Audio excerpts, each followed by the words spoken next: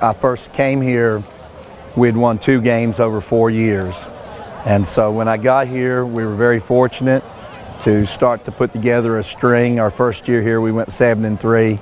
And of course, the last 4 years, we've been blessed to be in the state championship game, come away with 1 state championship, and, you know, probably 3 close calls, or we would have been back-to-back state champions.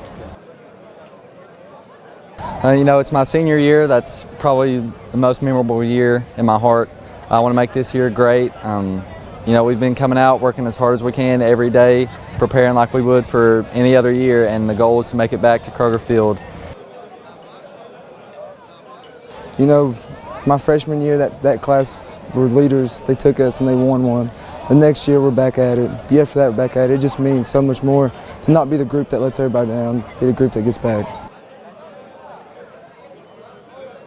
Well, we've been fortunate since I've been here to have big, strong linemen, and we've kind of become noted for our line play. But this year is probably no exception. Big Andrew Clifton, one of the strongest football players in the state of Kentucky, anchors our line. He's returning at center. We've all been in the weight room. You know, I've been in there 2 days, 3 days sometimes, trying to get myself in shape for my senior year. I don't want to leave anything out there. Andrew has been my center since elementary school, and my relationship with him is probably better than anybody else's on the team. And just knowing that the ball is going to be in the perfect spot every time, I can always rely on him to give me the ball.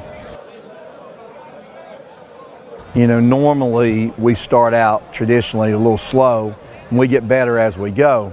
The last few years we've opened up with 2 West Virginia powerhouses and Capital, which is a famed program there out of Charleston, and South Charleston. This year we've added a team out of Columbus, and so the road is pretty difficult for us early on. Then we've added 6A Simon Kenton, who has 30 starters back this year, and I think they're ranked 4th or 5th in Class 6A. So we open up there this year, though, early in a bowl at Lafayette, another 6A school. So this is probably one of the more difficult schedules that we've had, maybe one of the more difficult schedules in the state, which we're hoping will pay off come the time for the seeding at the end.